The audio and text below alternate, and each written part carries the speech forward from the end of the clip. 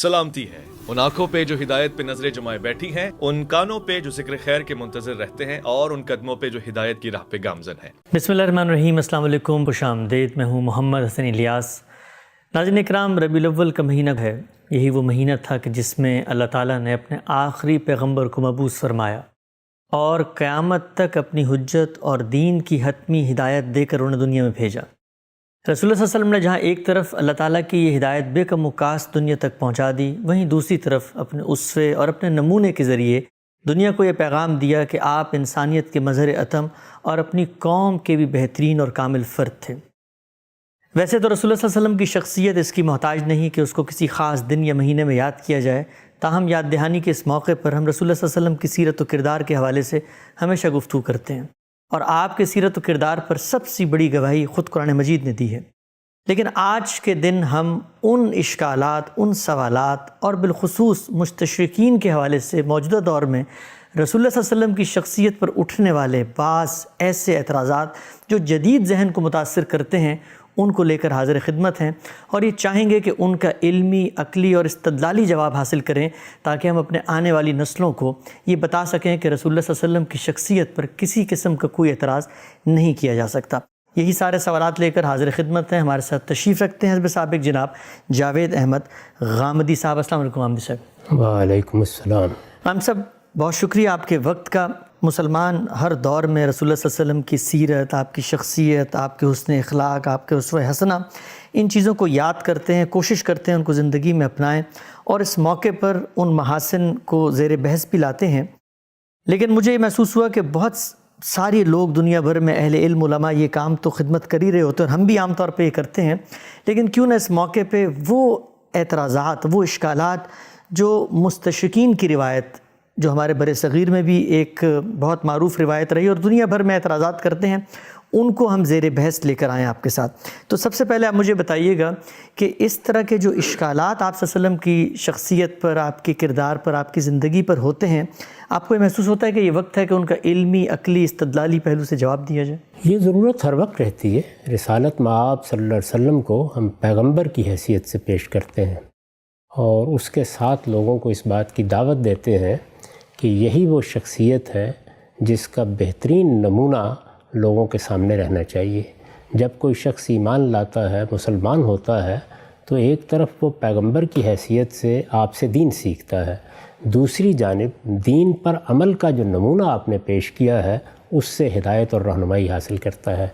तो ये जब भी सवाल पैदा होगा, जब भी कोई इश्काल सामने आएगा, जब भी लोग उसके बारे में तरद्दुद का इज़हार करेंगे, अहले इल्म की ज़िम्मेदारी है कि वो उन्हें मुतमिन करें, सही सूरत हाल वाज़े करें, ये बताएं कि इस मामले में क्या ज़ाविया नज़र है जिससे चीज़ों को देखना चाहिए।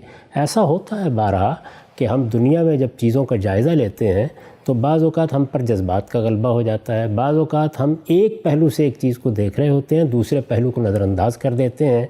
इस तरह की चीज़ें न सिर्फ ये कि रिसालत में आप सल्लल्लाहु अलैहि वसल्लम की सीरत के मामले में, बल्कि हर बड़े वाक़े के बारे में ज़ेर बहस आ सकती हैं।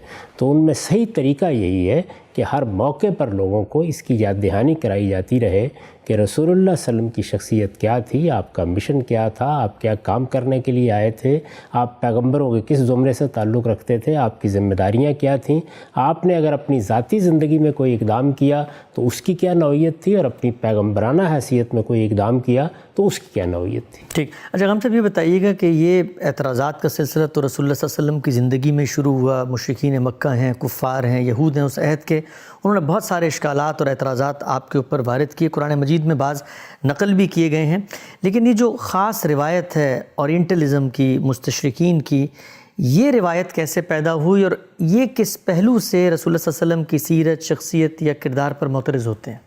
देखिए, बात यह है कि रिसालत में आप सल्लल्लाहु अलैहि वसल्लम की दावत किसी एक कौम के लिए नहीं है, किसी एक गिरोह के लिए नहीं है, किसी एक दौर के लिए नहीं, ये तो क़यामत तक के लिए, हर कौम के लिए, हर फ़र्द के लिए, पूरी इंसानियत को पैगंबर की हैसियत से आपकी दावत को कबूल करना है। ठीक। तो इसलिए जब लोग मगरिब मशरिक़ में उसके बारे में सुनेंगे, पढ़ेंगे तो उसका मुताला करेंगे। ऐसे तो कोई ईमान नहीं लाएगा। बेशुमार लोग हैं جو مسیحیت پر ایمان رکھتے ہیں، یہودیت پر ایمان رکھتے ہیں، ہندو مت کے ماننے والے ہیں، یا اس زمانے میں ایک بڑی تعداد ان لوگوں کی پیدا ہو گئی ہے جو مذہبی کے معاملے میں بہت سے اعتراضات، اشکالات پیش کرتے رہتے ہیں، تو جب کسی ہستی کو ہم پیغمبر کی حیثیت سے ان کے سامنے پیش کریں گے اور پیغمبر کی حیثیت سے پیش کیے بغیر دین کی دعوت پہنچائی نہیں جا سکتی، تو وہ سوالات کریں گے۔ مستشرقین بھی در حقیقت علماء ہیں، یعنی وہ علماء ہیں جو مغرب میں پیدا ہوئے، انہوں نے اپنا موضوع مشرقی علوم کو بنایا، انہوں نے عربی زبان سیکھی، انہوں نے فارسی زبان سیکھی، انہوں نے اردو زبان سیکھی، اور اس طرح جو کچھ ہمارے ہاں کام ہوا ہے اس کے تراجم کیے، اس میں سیرت کی کتابیں بھی انہوں نے پڑھی، ہمارے ہاں جو روایات کا ذخیرہ ہے اس پر بھی ایک نظر ڈالی، اس میں بعض چیزیں ان کو ایسی نظر آئیں جنہیں وہ مورد اعتراض بنا سکتے تھے، چنانچہ انہوں نے بنایا۔ اور یہ سلسلہ اس وقت کوئی نیا نہیں ہے، یہ پچھلے 300-400 سال سے ہم دیکھ رہے ہیں۔ اچھا، ایک زمانہ وہ تھا کہ جس میں معلومات ہی بہت کم تھی، وہ لوگ تھے جو مسیحی پس منظر سے اٹھتے تھے، اور جس طرح ایک روایت ہوتی ہے مذہبی گروہ میں کہ وہ اعتراضات کرنے کے لیے کیڑے چننا شروع کر دیتے ہیں، یعنی ان کا معاملہ یہ ہوتا ہے کہ وہ بالکل غلاظت کی مکھی بن جاتے ہیں اور اسی طرح دیکھتے رہتے ہیں کہ کہاں کہاں سے کوئی چیز تلاش کی جا سکتی ہے۔ لیکن بتدریج خود استشراق کی اس دعوت میں بھی یا اس روایت میں بھی تبدیلیاں آنی شروع ہوئیں۔ اچھا، یعنی لوگوں کو محسوس ہوا کہ اب علم عام ہو رہا ہے، لوگوں کی رسائی کتابوں تک ہو رہی ہے، تو وہ بھی علمی طریقے سے چیزوں کا جائزہ لینے لگے۔ علمی طریقوں سے جائزہ لینے کے بعد بھی ان سے آپ یہ توقع نہیں کر سکتے کہ وہ عقیدت کے جذبے سے ان چیزوں کو دیکھیں گے۔ انہیں تو بہرحال اسی نقطہ نظر سے دیکھنا ہے کہ پیغمبر کی حیثیت سے کیا یہ شخصیت قابل قبول ہے۔ پھر ان کے سامنے سیدنا مسیح علیہ السلام کی شخصیت ہے۔ سیدنا مسیح علیہ السلام کو وہ پیغمبر سے بھی آگے خدا کا بیٹا مانتے ہیں۔ ان کی شخصیت سے ایک تاثر بنا ہوا ہے، اس تاثر کا بھی ظاہر ہے کہ انسان اپنے پس منظر میں لے کر آگے مطالعے کے لیے آگے بڑھتا ہے۔ تو اس لیے یہ ساری چیزیں ہیں جن کا لحاظ رکھ کے لوگ مطالعہ کریں گے۔ ہم بھی جب مغربی تہذیب کا مطالعہ کرتے ہیں یا مغربی علوم کا مطالعہ کرتے ہیں یا مغرب میں جس طریقے سے ریناسنس کا فکر پیدا ہوا اس کا مطالعہ کرتے ہیں، تو یہی کام ہم بھی کر رہے ہوتے ہیں۔ ہم بھی یہ دیکھ رہے ہوتے ہیں کہ دیکھیے اس ذہن میں خدا کی کیا حیثیت رہ گئی ہے، اس میں انسان کا کیا مقام بن گیا ہے، یہ کائنات کو کس طریقے سے دیکھ رہے ہیں۔ تو یہاں ہمارے مطالعے میں بھی بہت سی چیزیں ایسی ہوتی ہیں جس میں ہم ان کی نیت پر بھی گفتگو کر رہے ہوتے ہیں، ان کے اقدامات پر بھی گفتگو کر رہے ہوتے ہیں، ان کے فلسفیانہ مباحث کو بھی زیر بحث لا رہے ہوتے ہیں، اور اس سے آگے بڑھ کر اس کا جو عملی ظہور سیاست، معیشت، معاشرت میں ہوتا ہے اس پر بات کرتے ہیں۔ تو جس طرح یہ حق ہم کو حاصل ہے ان کو بھی حاصل ہے۔ ہمارا کام یہ ہے کہ ایسے موقعوں پر ان تمام مباحث کے اندر صحیح علمی رویہ اختیار کریں، یعنی اس چیز سے اٹھ کر کے مغرب کیا ہے، مشرق کیا ہے، انسانیت کی سطح پر چیزوں کو دیکھنا سیکھیں، اور رسالت مآب صلی اللہ علیہ وسلم کا تعارف بھی اسی بلند سطح پر کھڑے ہو کے کرائیں۔ آپ سے بڑی خوبصورت بات آپ نے فرمائی۔ یہ بتائیے گا مجھے کہ ہمارے ہاں چونکہ ایک روایت ہے ہماری، اور ہماری وہ ہیریٹیج ہے، تراث ہے، ہم اس سے ایک لگاؤ بھی رکھتے ہیں، تو کیا ہمارے جو علماء کرام ہیں انہوں نے بھی استشراق کے نظریات کا مطالعہ کیا، کوئی ان کے بھی جوابات دیے؟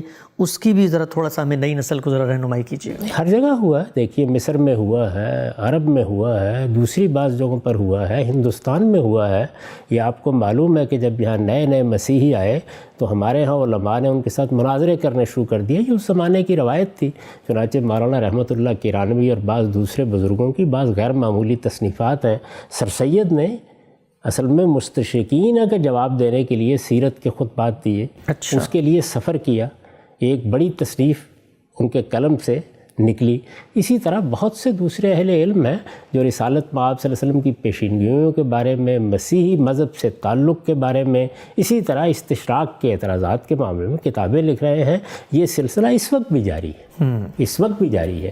آپ اگر عالم عرب میں دیکھیں تو وہاں استشراق کی پوری تاریخ ہے، اس کے اوپر بڑی بڑی مجلدات میں بحثیں کی گئی ہیں اور یہ بتایا گیا ہے۔ تو ایسا نہیں ہے کہ کوئی سلسلہ بند ہو گیا، یہ ہمیشہ سے جاری رہا ہے۔ ٹھیک، آگے بڑھتے ہیں ہم سب۔ جب ہم جائزہ لیتے ہیں ان اعتراضات کا، ان اشکالات کا جو مستشرقین کی جانب سے سامنے آتے ہیں، ان میں جو سب سے پہلا بنیادی نقطہ جو ہر جگہ ان کی کتابوں میں بکھرا ہوا ہے وہ یہ ہے کہ رسالت مآب صلی اللہ علیہ وسلم کا جو پیغام تھا، یعنی قرآن مجید کی صورت میں، اس کے اندر سے وہ بعض چیزیں تلاش کر کے ان کی مماثلت یا ان کی جو ہسٹری ہے وہ ٹریس کرتے ہیں، قدیم جو کتابیں ہیں، تورا ہے یا بائبل ہے، اور اشکال یہ پیدا کرتے ہیں کہ یہ سب کچھ تو اصل میں وہاں سے لیا گیا ہے جس کو ریپلیکیٹ کر کے ایک نئی کتاب کا نام دے دیا گیا ہے۔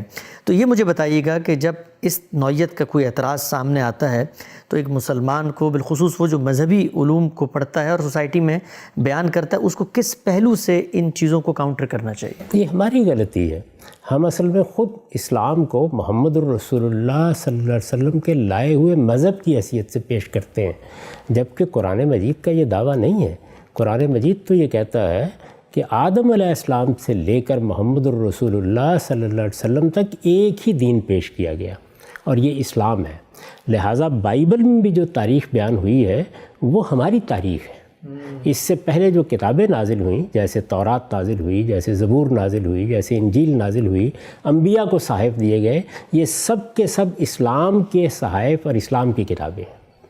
اگر آپ اس طرح سے دیکھیں گے تو اصل میں تو قرآن مجید یہ کہہ ہی نہیں رہا کہ یہ کوئی نئے یا انوکھے رسول آ گئے ہیں یا یہ کوئی نئی دعوت لے کر آ گئے ہیں۔ آپ یہ دیکھیے کہ قرآن نے جب تعارف کرایا رسالت مآب صلی اللہ علیہ وسلم کو دین کا، تو یہ بتایا کہ یہ پیغمبر ہے جن کی طرف ہم نے یہ ہدایت بھیجی تھی۔ ٹھیک، اس کی پوری تاریخ بیان کی کہ یہ ہدایت ہم نے آدم علیہ السلام کے زمانے سے دینا شروع کی تھی۔ ٹھیک، پیغمبروں کے نام لے کے یہ کہا، اور اس میں خاص طور پر بنی اسرائیل کے پیغمبر سب کے سب گنوا دیے، جگہ جگہ یہ مضمون ہے، اور پھر کہا فَبِہُدَاهُمْ اقْتَدِیٰ، اب آپ بھی انہی کی ہدایت کی پیروی کریں۔ اسی طرح سے یہ متربع کرتے ہوئے فرمایا سورہ شورى میں کہ شرع لکم من الدین ما وصى بہ نوح والذی اوحینا الیک وما وصینا بہ ابراہیم وموسیٰ وعیسیٰ ان اقیموا الدین ولا تتفرقوا فیہ، یعنی یہ جو دین اب دیا گیا ہے یہ کوئی نیا دین نہیں ہے۔ ان آیات کا مدعا یہ ہے ہم نے یہ وہی دین ہے پیغمبر آپ کو دیا ہے جو اس سے پہلے ہم ان سب پیغمبروں کو دے چکے ہیں۔ پھر پیغمبروں کے نام گنوائے ہیں، ابراہیم، موسیٰ، عیسیٰ، سب پیغمبروں کا یہی دین تھا، اور سب کو اس کے بارے میں یہ ہدایت کی گئی تھی کہ ان اقیموا الدین ولا تتفرقوا فیہ، اس دین پر قائم رہو، اس میں کوئی تفرقہ پیدا نہ کرو۔ یہ دعوت ہے دین کی، یعنی دین کا صحیح تعارف یہ ہے۔ چنانچہ اس کو جب آپ اس حیثیت سے پیش کرتے ہیں تو یہاں تو تورات کی چیزیں زیر بحث آئیں گی، انجیل کی چیزیں زیر بحث آئیں گی، زبور کی چیزیں زیر بحث آئیں گی، بنی اسرائیل کی پوری تاریخ زیر بحث آئے گی، اس لیے کہ یہ اسلام کی تاریخ کا ایک اہم واقعہ ہے کہ سیدنا ابراہیم علیہ السلام کے بعد اللہ تعالیٰ نے نبوت کی اسکیم میں تبدیلی کی، اور ان کی ذریت کو، پوری ذریت کو اس کا انتخاب کر کے یہ منصب دیا کہ وہ اللہ کے دین کی اب شہادت دے گی۔ ان کے لیے 2 علاقوں کا انتخاب کیا۔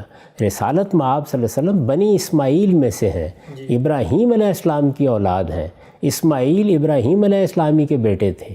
یہ جو حرم ہے ہمارا، یہ ابراہیم علیہ السلام کی بنائی ہوئی مسجد ہے جس کی طرف ہم منہ کر کے نماز پڑھتے ہیں۔ تو یہ ایک ہی روایت ہے، اور یہی وجہ ہے کہ جب رسول اللہ صلی اللہ علیہ وسلم نے اپنی دعوت کی ابتدا کی تو شریعت کے معاملے میں بھی آپ کو یہ کہا گیا کہ آپ ملت ابراہیم کی پیروی کریں۔ مسلمانوں کو ہدایت کی گئی کہ اتبعوا ملت ابراہیم حنیفہ، ابراہیم کا دین، ابراہیم کے دین کی روایت، اسی کو لے کر آپ چلیں گے۔ جہاں کہیں کوئی خرابی پیدا ہو گئی تھی اس کی اصلاح کر دی گئی، جو چیز مردہ ہو گئی تھی اسے زندہ کر دیا گیا، اگر کوئی زمانے کی تبدیلی کے ساتھ اضافہ کرنا تھا تو وہ بھی کر دیا گیا، لیکن بنیادی طور پر یہ وہی روایت ہے۔ اس لیے یہ بات ہی صحیح نہیں ہے، یعنی یوں نہیں ہے کہ یہ کوئی نیا دین تھا، نئی دعوت تھی، نیا پیغام تھا، یہ تاریخ کا پہلا واقعہ تھا۔ یہ اصل میں انبیاء کی پوری تاریخ کے پس منظر میں کھڑے ہو کر گفتگو ہے تاریخ، تو اس میں تو یہ سب چیزیں زیر بحث آئیں گی، اور ان میں جو تاریخ بائبل میں ہمیں ملتی ہے، اگر کہیں کوئی غلطی ہوئی ہے یا روایت کرنے والوں نے کوئی خرابی پیدا کرتی ہے تو اصلاح بھی کی جائے گی۔ چنانچہ جو لوگ دونوں کا تقابلی مطالعہ کرتے ہیں ان پر یہ حقیقت واضح ہو جاتی ہے کہ قرآن مجید نے 10 مقامات پر اصلاحات بھی کی ہیں، یعنی یہ بتایا ہے کہ اصل واقعہ اس طرح تھا۔ پیغمبروں کے معاملے میں جو ان کی تاریخ میں بعض غلط باتیں مشہور ہو گئی تھیں، ان کے معنی میں بھی صحیح نقطہ نظر کو واضح کیا ہے۔ تو اس لیے یہ معاملہ تو ایسے ہی ہوگا۔ ہم جب اس وقت اسلام پر گفتگو کر رہے ہیں تو کیا آج گفتگو کر رہے ہیں؟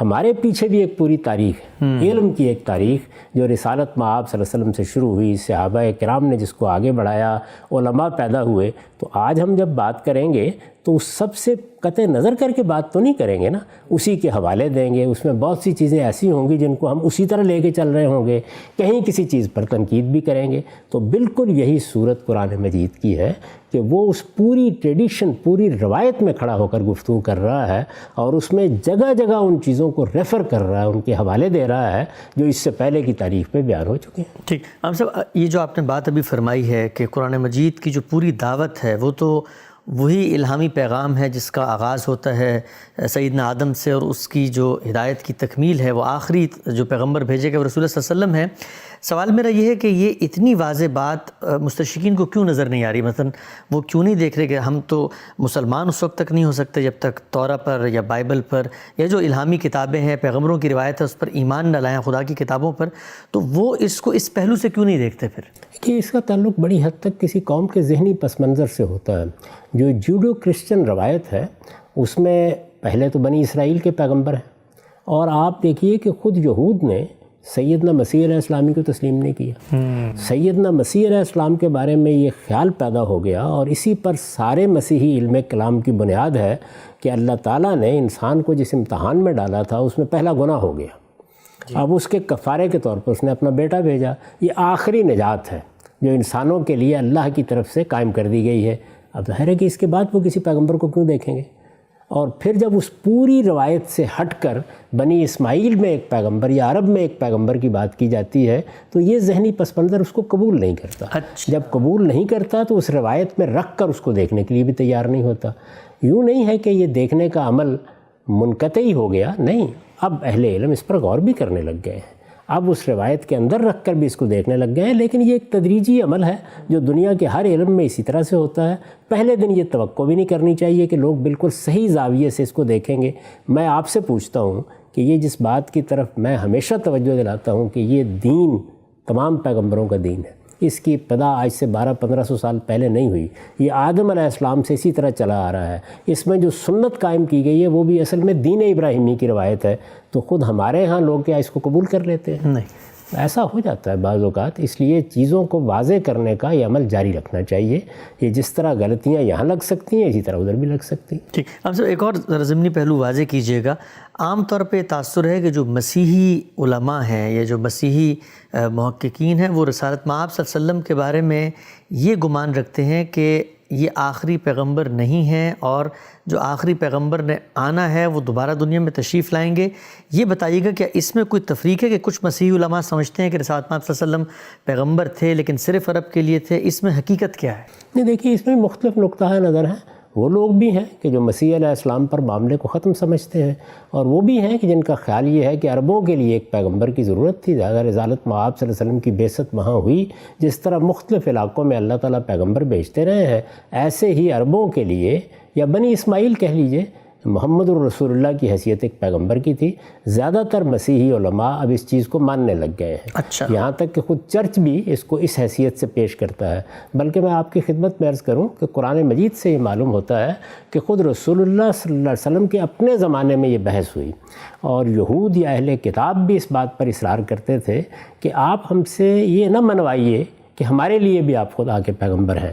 ہم آپ کو عربوں کے لیے یا امیوں کے لیے یا بنی اسماعیل کے لیے خدا کا پیغمبر مان لیتے ہیں. اچھا. تو یہ معاملہ وہاں پر بھی تھا، یہ جاری ہے. اس وقت بھی بہت سے لوگ ہیں. خود مسلمانوں کے اندر آپ بعض لوگوں کو یہ بحث کرتے ہوئے دیکھیں گے کہ رسالت مآب صلی اللہ علیہ وسلم کی نبوت کو آپ یورپ والوں کے لیے کیوں لازم قرار دیتے ہیں. یہ معلوم ہے کہ یہ فرج جوف شعاں اور اس طرح کے بعض لوگوں کا جو مسلک پیدا ہوا اس میں بعض اہل علم نے یہی نقطہ نظر بیان کرنا شروع کر دیا. تو اس طرح کے مباحث پیدا ہوتے رہتے ہیں. اس میں یہ ہمارا کام ہے کہ ہم ان کو یہ بتائیں کہ رسول اللہ صلی اللہ علیہ وسلم کی بعثت عالم انسانیت کے لیے ہوئی ہے. پوری انسانیت پر خدا نے یہ رحمت فرمائی ہے. یہ در حقیقت اللہ تعالیٰ کا کرم اور اس کی نوازش ہے کہ اس نے آپ پر نبوت کا خاتمہ کیا ہے. آپ کو ایک کتاب دی ہے، وہ کتاب خدا کی حتمی حجت ہے، اور اب قیامت تک سب انسانوں کو خدا کی ہدایت آپ ہی کی وساطت سے ملے گی. ٹھیک. ہم سب آگے بڑھتے ہیں. ہم جب استشراق کی روایت کا مطالعہ کرتے ہیں یا بالعموم آج جو پوسٹ ماڈرن روایت ہے اس کے اندر بھی سوالات اٹھتے ہیں مذہب کے بارے میں، یا وہ شخصیات جو مذہب کے علمبردار ہیں، ان میں سب سے بڑا اعتراض جو کیا جاتا ہے وہ رسول اللہ صلی اللہ علیہ وسلم کی ازدواجی زندگیاں، آپ کی شادیاں جو کہا جاتا ہے کہ غالباً 9 کے قریب تھیں. اور یہ سوال ہم یہ دیکھتے ہیں کہ ہم تو یہ جانتے ہیں، مانتے ہیں کہ رسالت مآب صلی اللہ علیہ وسلم کا کوئی بھی اقدام دین کے خلاف نہیں ہو سکتا، آپ نے جو کچھ کیا وہ ٹھیک کیا، لیکن لوگوں کو جواب دینا پڑتا ہے اور یہ بتانا پڑتا ہے کہ جب شادیاں اتنی بڑی تعداد میں بالعموم انسان کرتے ہیں تو اس کے پیچھے کوئی بشری تقاضا، کوئی جبلی تقاضا، کوئی انسان کی خواہش ہوتی ہے. تو اس معاملے کو میں یہ جاننا چاہوں گا آپ سے کہ حقیقت کی دنیا میں اگر ہم اتر کے ایک ایک معاملے کی تحلیل کریں، رسول اللہ نے شادیاں کیں، کیوں کیں، اتنی زیادہ کیوں کیں، اور عام طور پہ جو کہا جاتا ہے کہ رسول اللہ ہمارے لیے اسوہ حسنہ ہے، نمونہ ہیں، لیکن آپ کے معاملے میں یہ استثناء ہے، ہمیں شادیوں کے بارے میں محدود کر دیا گیا ہے. تو اس پوری بحث کو میں چاہتا ہوں ذرا ابتدا سے آپ تفصیل سے بیان کریں. اللہ کی کتاب اس ساری بحث کو جس طریقے سے پیش کرتی ہے، تھوڑے سے اس کے مقدمات سمجھ لینے چاہیے. جی.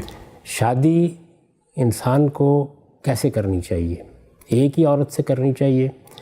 اس میں اللہ نے اپنا منشا واضح کر دیا ہے. میرے نزدیک جب آدم و حوا کی پیدائش ہوئی اور اللہ تعالیٰ نے یہ فرمایا کہ ہم نے آدم کو آفرینش بخشی اور اس کے ساتھ اس کا جوڑا پیدا کیا، تو اس میں ایک ہی عورت کا ذکر کیا ہے اور یہ بتایا ہے کہ بث منہما رجالا کثیرا ونساء، یعنی یہ ایک میاں بیوی تھے جس سے خاندان کی ابتدا ہوئی، جس سے ایک گھر بنا اور جس کے نتیجے میں پھر بہت سے مرد و عورت دنیا میں پھیل گئے. ٹھیک. تو اس سے یہ بات تو واضح ہو گئی کہ اگر اللہ تعالیٰ کی اسکیم کے مطابق اچھا گھر بنانا ہو، سکون کی زندگی بسر کرنی ہو، اولاد کے ساتھ بھی اچھا معاملہ رکھنا ہو، تو ایک ہی شادی آدمی کو کرنی چاہیے. یہ بات اصول میں خود اللہ تعالیٰ نے اپنی اس اسکیم میں واضح کر دی ہے. لیکن انسان اس دنیا میں یکساں حالات میں نہیں رہتا. چنانچہ تمدنی تقاضوں کے تحت قبائلی زندگی میں، زرعی تمدن کے زمانے میں، آج کے دور میں یہ ضرورتیں تبدیل ہوتی رہتی ہیں. آپ یہ دیکھیے کہ ایک وقت وہ تھا جب قبائلی معاشرے میں کسی شخص کے لیے یہ ممکن ہی نہیں تھا کہ وہ ایک شادی پہ اکتفا کر سکے. کیوں؟ اس لیے کہ یہ ریاست، اس طرح کا منظم نظام، یہ عدالتیں، یہ پولیس، آپ کی عزت آبرو کے لیے یہ اہتمام یہ موجود نہیں تھا. اس وقت انسان کے لیے اس کے سوا کوئی چارہ نہیں تھا کہ اس کے بیٹے یا اس کے بھائی اس کے دائیں بائیں کھڑے ہوں گے اور ان کی بڑی تعداد ہوگی تو وہ اپنی عزت کی حفاظت کر سکے گا، اپنے مال کی حفاظت کر سکے گا، اپنے آبرو کی حفاظت کر سکے گا. ٹھیک. قرآن مجید خود تصویر کھینچتا ہے کہ جب کوئی بڑا آدمی یہاں بیٹھا ہوتا ہے تو بنینا شہودا، اس کے دائیں بائیں اس کی اولاد کھڑی ہوتی ہے. اب اگر آپ کی ضرورت یہ ہے کہ آپ کے 20-30 بچے ہوں اور وہ آپ کے دست و بازو بنے اور وہ کھڑے ہو کر اگر کوئی جنگ ہو جاتی ہے، جھگڑا ہو جاتا ہے، آپ کے مال پر کوئی قبضہ کرنے کے لیے آتا ہے تو آپ کا دفاع کر سکیں، تو وہ ایک شادی پہ اکتفا نہیں کرے گا. تو اس لیے شادی کے معاملے کو 2 زاویوں سے ہمیشہ دیکھنا چاہیے. ایک زاویہ بشری ضرورت کا ہے اور ایک زاویہ تمدنی اور حالات کی ضرورت کا ہے. ٹھیک. اس چیز کو سامنے رکھ کر اگر آپ دیکھیں تو پیغمبروں کی پوری تاریخ میں ہم کو متنوع رویے نظر آتے ہیں. اچھا. سیدنا یحییٰ نے شادی ہی نہیں کی، مسیح علیہ السلام نے بھی شادی نہیں کی، گھر نہیں بسایا. اس کی وجہ بتائیے کہ کیوں نہیں کیا، لیکن بہرحال ہم جانتے ہیں کہ گھر نہیں بسایا. سیدنا ابراہیم علیہ السلام کے معاملے میں ہمیں معلوم ہے، جو کچھ بائبل بتاتی ہے اس میں بھی 3 بیویاں ان کی مذکور ہیں. موسیٰ علیہ السلام کے بارے میں بھی یہی صورتحال ہے. تو ایک قبائلی تمدن میں کیا ضرورتیں ہوتی ہیں، جب آپ سوسائٹی سے متعلق ہوتے ہیں وہاں آپ کو کیا مسائل پیش آ جاتے ہیں. شادی کرنے کے معاملے میں یہ دوسرا عنصر بھی بالعموم موجودہ زمانے میں نظر انداز ہو جاتا ہے. اس وقت صورتحال تبدیل ہو چکی ہے. دنیا بھر میں بچوں کی پیدائش، ان کی پرورش، ان کی پرداخت کے معاملات تبدیل ہو چکے ہیں. تو ہم اپنے زمانے میں کھڑے ہو کر ان چیزوں کو دیکھتے ہیں. اس میں پوری ماضی کی تاریخ کو سامنے رکھنا چاہیے کہ انسان کی قبائلی زندگی میں کیا ضرورتیں تھیں، انسان کی خانہ بدوشی کی زندگی میں کیا ضرورتیں تھیں، انسان کی زرعی تمدن میں کیا ضرورتیں تھیں، اور یہ مشینی دور یعنی جس میں اب دنیا کے لیے بہت مشکل ہو گیا ہے کہ ایک بیوی کی ذمہ داریوں کو بھی پورا کر سکے، اس میں کیا ضرورتیں ہیں. تو دونوں چیزوں کو الگ الگ رکھنا چاہیے. پہلی یہ بنیادی بات ہے. اس بنیادی بات کو سامنے رکھ کر اب ذرا اندازہ کیجئے کہ رسول اللہ صلی اللہ علیہ وسلم نے اس معاملے میں کیا طریقہ اختیار کیا. یہ معلوم ہے ہر آدمی یہ جانتا ہے کہ 25 سال کی عمر میں کم و بیش آپ نے شادی کی، پہلی شادی کی. کس سے کی؟ ایک بیوہ خاتون سے کی. وہ بیوہ خاتون جس کے بچے بھی تھے، اس سے شادی کی. وہ آپ کے گھر تشریف لائیں. اس کے بعد کم و بیش 25 سال آپ نے ان کی رفاقت میں گزار دی، سیدہ خدیجہ کی. یعنی اس 25 سال کے عرصے میں جس میں آپ کی عمر 50 سال کی ہو گئی، جوانی کا یہ سارا زمانہ آپ نے انہی کی رفاقت میں گزارا. اچھا. سیرت کا مطالعہ کریں، کہیں شائبہ بھی نظر نہیں آتا. اور یہ خیال نہ کریں کہ عربوں میں کوئی شادی کرنا بہت مشکل کام تھا، یا شادی کا پیغام نہیں دیا جا سکتا تھا، یا بنو ہاشم کے ایک جلیل القدر فرد کے لیے شادی کرنے میں کوئی مشکلات تھیں. شادیاں بہت لوگ کرتے تھے عرب میں، عام رواج تھا تعدد ازواج کا. لیکن اس سب کچھ کے باوجود 25 سال تک رسالت مآب صلی اللہ علیہ وسلم نے دوسری جانب نگاہ اٹھا کے بھی نہیں دیکھا. یہ سارا عرصہ گزر گیا، سیدہ خدیجہ کی وفات ہو گئی. اس سال کو عام الحزن کہا جاتا ہے. اچھا. شدید رنجیدہ خاطر رہے رسالت مآب صلی اللہ علیہ وسلم. اس رنجیدہ خاطری کے زمانے میں آپ کی بچیاں بھی تھیں. یعنی گھر میں جن کی نگہداشت کرنا، جن کے معاملات کو دیکھنا ایک ضروری امر تھا. اسی طرح سے گھر در کی ذمہ داریوں کے ساتھ آپ ایک بڑے منصب پر اللہ تعالیٰ کی طرف سے فائز کیے جا چکے. سفر بھی ہو رہا ہے، جہاد پہ بھی جا رہے ہیں، باقی کام ابھی جہاد کا موقع تو نہیں آیا تھا. یعنی عرب میں جو مکے کی زندگی تھی اس میں بھی بہرحال آپ دعوت پیش کر رہے تھے، پیغام پہنچا رہے تھے، اور اس کے ساتھ کاروباری اور دوسرے معاملات بھی ہوتے تھے. یہ جتنا سارا عرصہ ہے رسالت مآب صلی اللہ علیہ وسلم کا جو 25 سال کا ہے، اس میں تو سیدہ خدیجہ ہی آپ کی رفاقت میں رہیں. لیکن ان کے دنیا سے رخصت ہو جانے کے بعد یہ ضرورت ایک بالکل ہی طبعی ضرورت تھی کہ اب گھر بسنا چاہیے. اس پر بھی آپ نے اپنی طرف سے کوئی اقدام نہیں کیا. اچھا. جب آپ تاریخ کو دیکھتے ہیں تو معلوم ہوتا ہے کہ راستے میں جاتے ہوئے ایک خاتون جن کا نام خولہ بتایا جاتا ہے، اس نے آپ سے یہ کہا کہ جب سے سیدہ خدیجہ دنیا سے رخصت ہوئی ہے، میں یہ محسوس کرتی ہوں کہ آپ کچھ محتاج سے ہو کے رہ گئے ہیں. ظاہر ضرورتیں ہوتی ہیں، بچیاں ہیں گھر میں، معاملات کو دیکھنا ہے، تو آپ شادی کیوں نہیں کر لیتے؟ میں آپ کی طرف سے کسی کو پیغام کیوں نہ دوں؟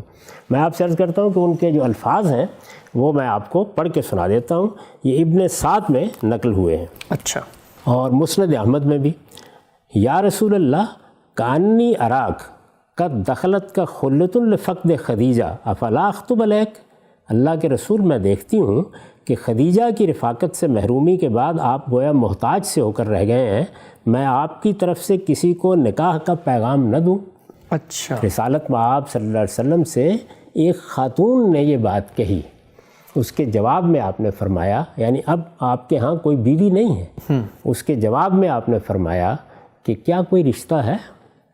انہوں نے یہ کہا کہ کنواری کا رشتہ بھی ہے آپ کے لیے اور شوہر دیدہ کا رشتہ بھی ہے. ٹھیک. یہ میں اس سے پہلے عرض کر چکا کہ آپ اگر دوسری شادی سیدہ کی موجودگی میں کرنا چاہتے تو اس وقت بھی یہی صورتحال تھی. آپشنز تھے، یہاں بھی موجود تھے، اس وقت بھی موجود تھے. عربوں میں یہ کوئی بڑا مسئلہ نہیں تھا. ہمارے معاشرے کی روایات دوسری ہیں، لیکن عربوں کے ہاں یہ کوئی مسئلہ نہیں تھا. تو اس نے کہا کہ کنواری بھی ہے اور شوہر دیدہ بھی ہے. ٹھیک. کنواری کا پوچھا گیا تو اس نے کہا کہ آپ ہی کے بھائی اور دوست صدیق اکبر کی بیٹی یعنی سیدہ عائشہ کے بارے میں خولہ رضی اللہ عنہ نے کہا. اور دوسری کون ہے؟ سودا بنت زمع. یہ ایک بیوہ خاتون تھی اور رسالت مآب صلی اللہ علیہ وسلم ہی کی کم و بیش ہم عمر تھیں.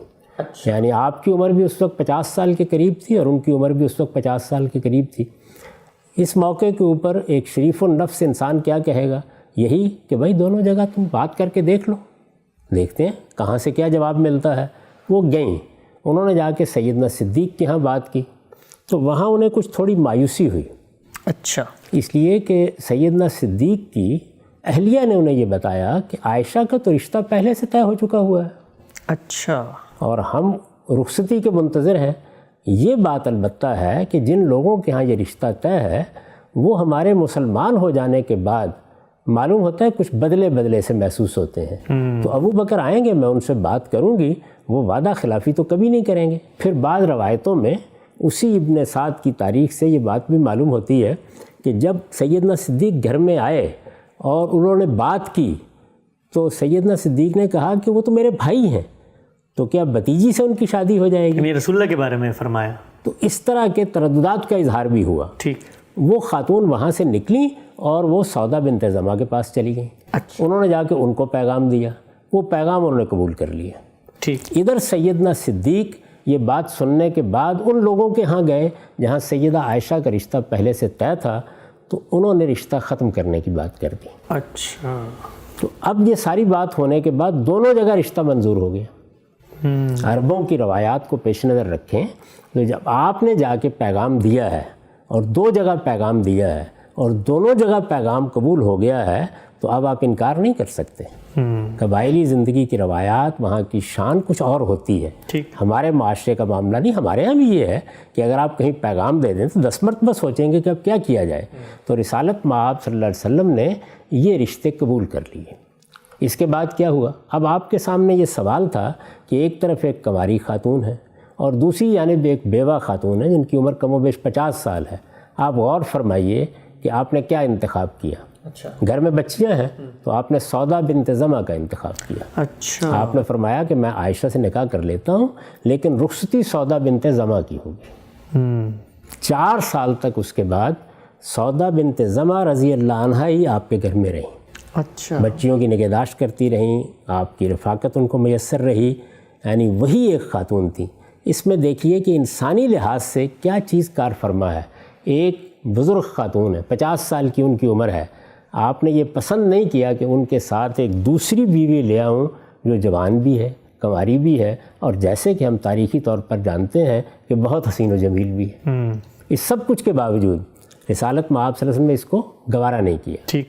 مکے سے ہجرت ہو گئی، پھر بھی رخصتی نہیں ہوئی. اچھا. مدینہ تشریف لے آئے، وہاں آ کے بھی آپ نے اپنی طرف سے کوئی ایمان نہیں کیا. سیدنا صدیق نے آپ سے بات کی کہ آپ کی بیوی ہمارے گھر میں ہے تو آپ ان کی رخصتی کرا لیں.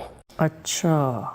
اس موقع پر بھی دیکھیے کہ آپ نے جا کے سیدہ سودا سے بات کی اور ان کو کہا کہ میں آپ کو آزاد کر دیتا ہوں. یعنی اب ظاہر ہے کہ ایک کنواری خاتون گھر میں آئیں گی اور یہ فطری سی بات ہے کہ ان کا زیادہ اثر رسوخ ہوگا.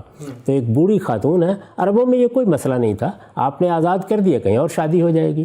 انہوں نے یہ درخواست کی آگے سے کہ میری اب کوئی ضرورتیں باقی نہیں، میرا کوئی مطالبہ بھی نہیں ہے، میں صرف آپ کے ساتھ رفاقت کا تعلق رکھنا چاہتی ہوں. ٹھیک. میں یہ چاہتی ہوں کہ میں قیامت میں آپ کے ازواج مطہرات میں سے اٹھوں. تو آپ اطمینان سے عائشہ کو اپنے گھر میں لے آئیے، میرا کوئی مطالبہ نہیں ہے. اس کے بعد آپ سیدہ عائشہ کو گھر میں لائے اور پھر وہ ایک لمبے عرصے تک آپ کی ازواج مطہرات میں رہیں. یہ وہ شادیاں ہیں جو رسول اللہ صلی اللہ علیہ وسلم نے اپنی ذاتی مرضی سے، اپنی ذاتی ضرورت کے تحت بشری تقاضوں کو ملحوظ رکھتے ہوئے کی ہیں. ان کے علاوہ کوئی ایک شادی بھی رسول اللہ صلی اللہ علیہ وسلم نے اپنی ذاتی ضرورت کے تحت، اپنی خواہش کے تحت، اپنی مرضی کے تحت، اپنے بشری تقاضوں کے تحت نہیں کی. اچھا. یہ صورتحال ہے. ٹھیک. اس پر میں نے ایک تبصرہ لکھا ہے اپنے ایک مضمون میں. یہ مضمون ازواج مطہرات کے عنوان سے میری کتاب مقامات میں ہے. ٹھیک. میں یہ چاہتا ہوں کہ اس کا کچھ حصہ آپ کے سامنے پیش کر دوں تاکہ آپ اندازہ کر سکیں. میں نے لکھا ہے نبی صلی اللہ علیہ وسلم کی حیثیت بشری میں یہی آپ کی ازواج ہے. اچھا. یعنی ایک انسان کی جو حیثیت آپ کی ہے، قرآن مجید کہتا ہے نا کہ کل انما انا بشر مثلکم. ایک دوسری حیثیت آپ کی پیغمبر کی حیثیت ہے. ٹھیک. تو حیثیت بشری میں یہی آپ کی ازواج ہیں. ان کے علاوہ آپ نے اپنی اس حیثیت میں کسی عورت کے ساتھ نکاح نہیں کیے، اپنی اس حیثیت میں. چنانچہ جو لوگ آپ کو تعدد ازواج کا الزام دیتے اور آپ کی پاکیزہ اور مطہر زندگی پر کیچڑ اچھالنے کی کوشش کرتے ہیں، ان کے بارے میں صرف یہی کہا جا سکتا ہے کہ ان کے سینے خدا کے خوف سے خالی ہیں. اس لیے کہ جس ہستی کا حال یہ رہا ہو کہ 25 سال کی ابتدائی زندگی میں کوئی شخص اس کی سیرت و کردار پر حرف لانے کی جسارت نہ کر سکا، جس نے بھرپور جوانی میں شادی کی تو وہ بھی ایک ایسی خاتون سے جو بیوہ اور بچوں والی تھی، جس نے عرب کے معاشرے میں جہاں تعدد ازواج کا عام رواج تھا کم و بیش 25 سال اسی ایک خاتون کی رفاقت میں گزار دیے اور کبھی دوسری شادی کا سوچا تک نہیں، جس نے دوسرا نکاح کیا تو اس کے انتقال کے بعد، اور وہ بھی ایک 50 سال کی بیوہ خاتون سے، اور جس نے پوری زندگی میں ایک ہی باقرہ خاتون سے شادی کی اور اس کی رخصتی کو بھی کئی برس تک مؤخر کیے رکھا تاکہ بڑی عمر کی جس خاتون کو گھر در کی ذمہ داریوں کے لیے لے آیا گیا ہے، یعنی سیدہ سودا بنت زمع، اس کو عدم التفات کی شکایت نہ ہو. اس کے بارے میں صرف یعنی اس شخصیت کے بارے میں صرف ایک بیمار ذہن کا شخص یہ سوچ سکتا ہے کہ 55 سال کی عمر کو پہنچنے کے بعد اسے اچانک شادیوں کا ہوکا ہو گیا تھا اور اپنی خواہش نفس کی تسکین کے لیے اس نے اپنے ہی بنائے ہوئے قانون میں ترمیم کی اور ایک کے بعد دوسری عورت سے نکاح کرنا شروع کر دیا. یہ لوگوں کو توجہ دلائی گئی ہے کہ وہ اس معاملے کو اس زاویہ نظر سے دیکھیں. یعنی بشری تقاضوں کے تحت ایک انسان کی حیثیت سے جس کو نکاح کی ضرورت ہوتی ہے، اور وہ ضرورت ظاہر ہے کہ جنسی تسکین کے لیے بھی ہوتی ہے، گھر در کی ذمہ داریوں کے لیے بھی ہوتی ہے، خاندان کے ادارے کو بنانے کے لیے بھی ہوتی ہے، اس میں رسالت مآب صلی اللہ علیہ وسلم نے یہ طریقہ اختیار کی ہے. یہ پہلا مرحلہ ہے، اس کو بہت اچھی طریقے سے سمجھ لینا چاہیے. اس کے بعد کوئی شبہ نہیں کہ رسالت مآب صلی اللہ علیہ وسلم نے 8 کے قریب شادیاں کی. اچھا. اور یہ سب شادیاں جتنی بھی ہیں یہ اب کس حیثیت سے ہوئی ہیں؟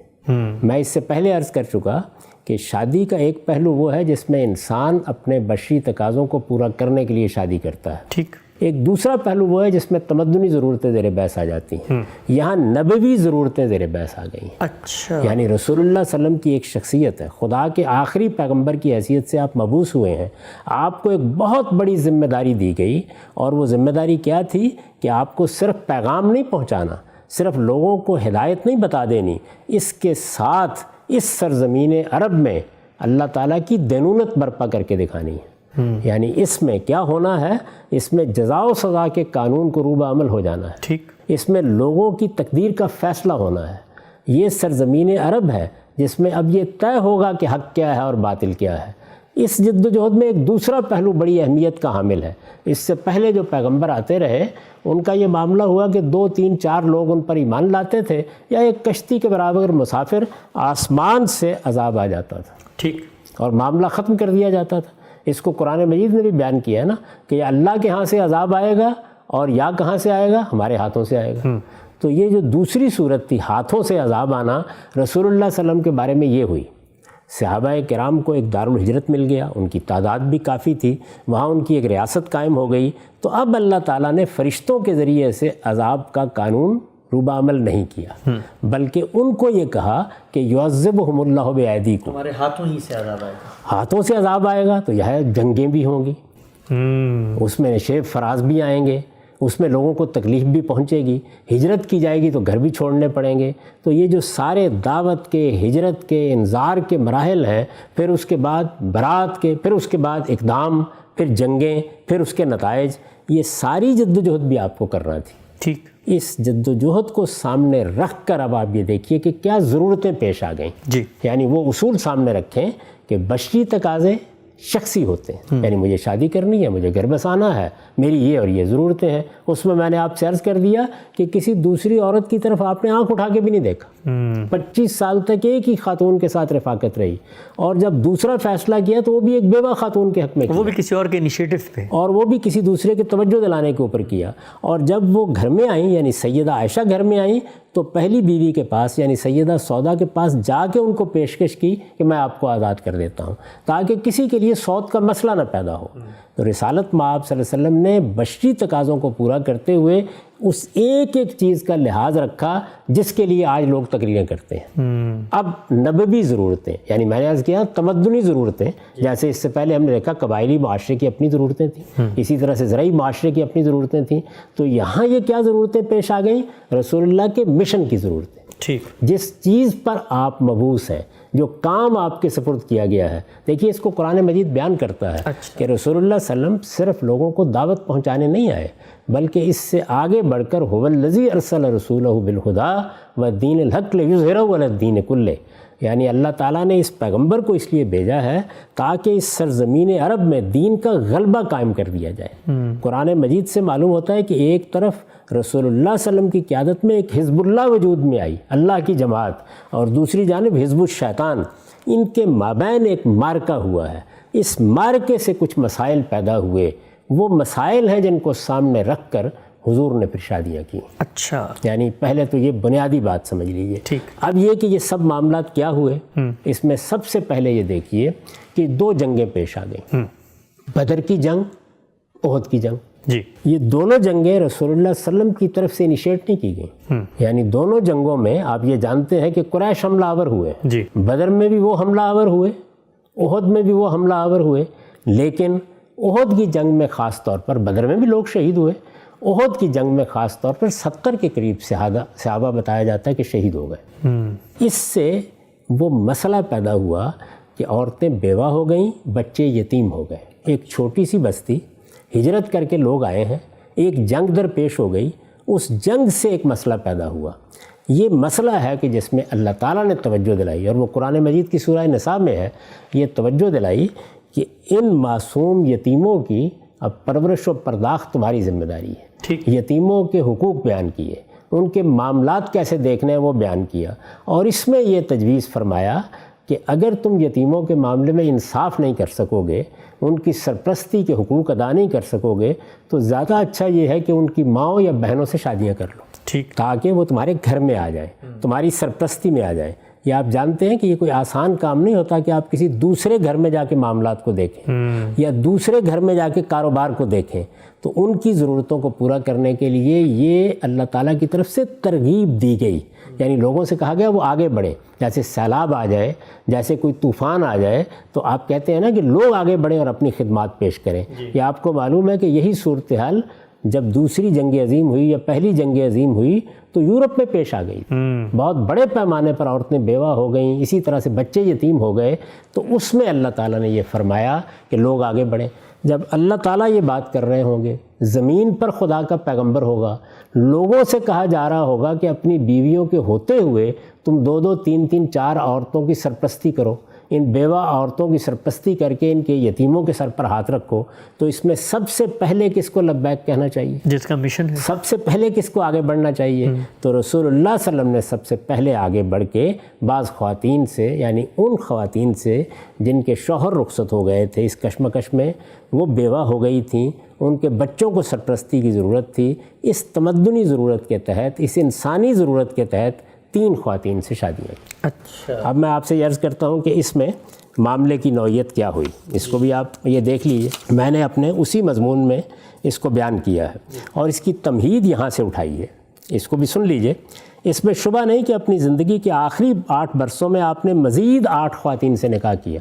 یعنی پہلے کا معاملہ بالکل وہی ہے, آخری 8 برسوں میں مزید 8 خواتین سے نکاح کیا, اور اس کے لیے ایک خصوصی قانون بھی نازل کیا گیا. اچھا. قرآن مجید میں ہے وہ, اس کا میں آگے چل کے ذکر کروں گا.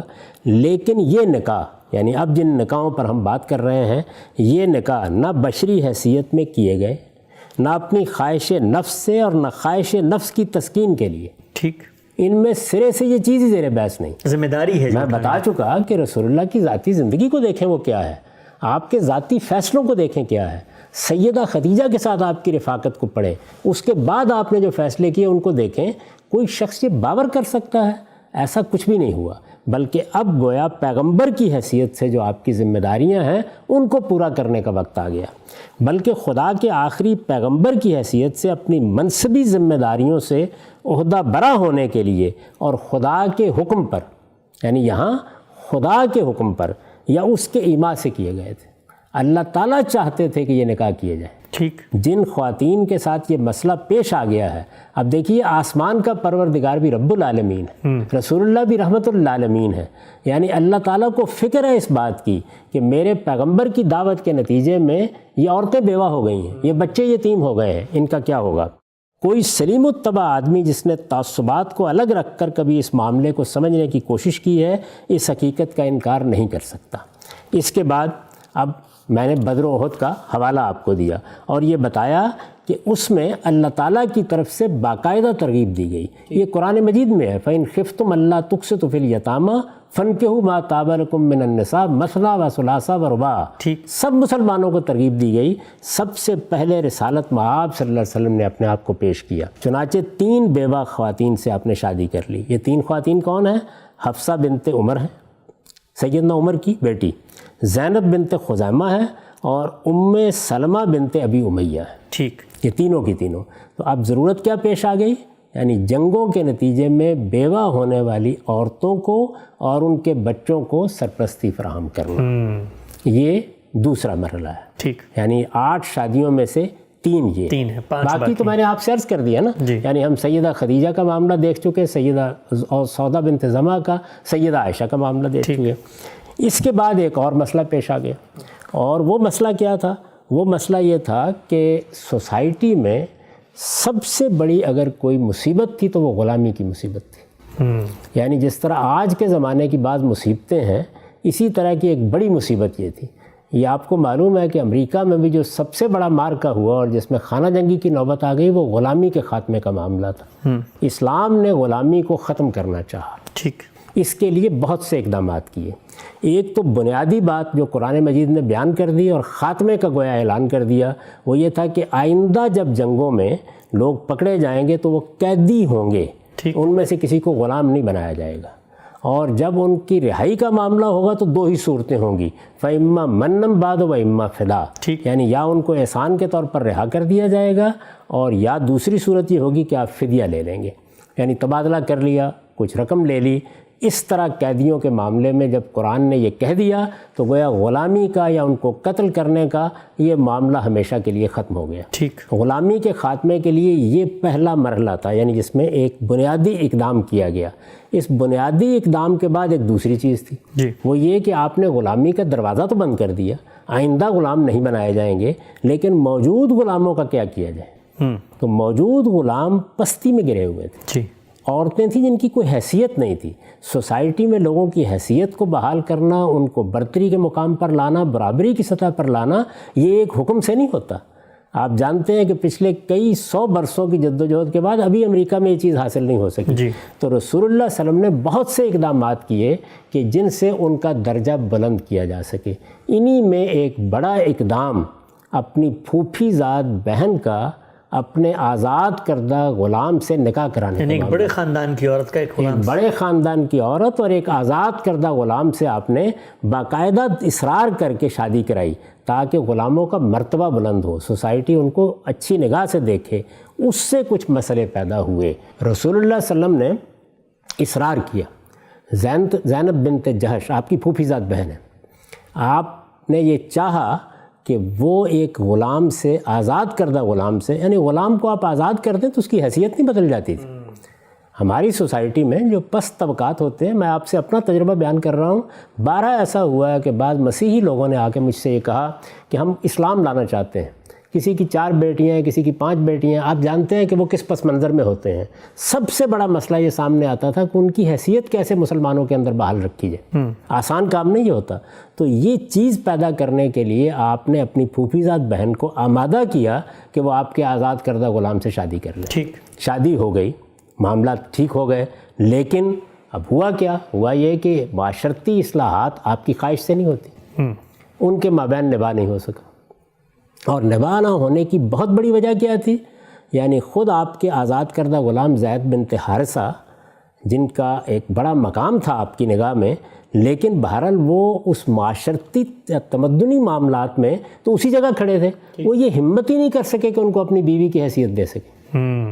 یعنی ان کا معاملہ یہ ہے کہ ان کے بارے میں یہ معلوم ہوتا ہے، اور قرآن مجید نے بھی اس کی کم و بیش تصریح کر دی ہے، 1 سال شادی رہی، 1 سال کے دوران میں بیوی سے کوئی تعلق ہی نہیں پیدا کر سکتے. اچھا بلکہ ان کے بارے میں بعض روایتوں سے یہ معلوم ہوتا ہے کہ جب رسول اللہ صلی اللہ علیہ وسلم نے انہیں بعد میں ایک پیغام دینے کے لیے بھیجا تو وہ ان کو دیکھ کر، یعنی ان کی عظمت اور شان کے سامنے، جو عرب خواتین کا ایک خاص مقام ہوتا تھا، بات کرنے کی جسارت نہیں کر پا رہے. اچھا. اس طرح کی صورتحال پیدا ہو گئی.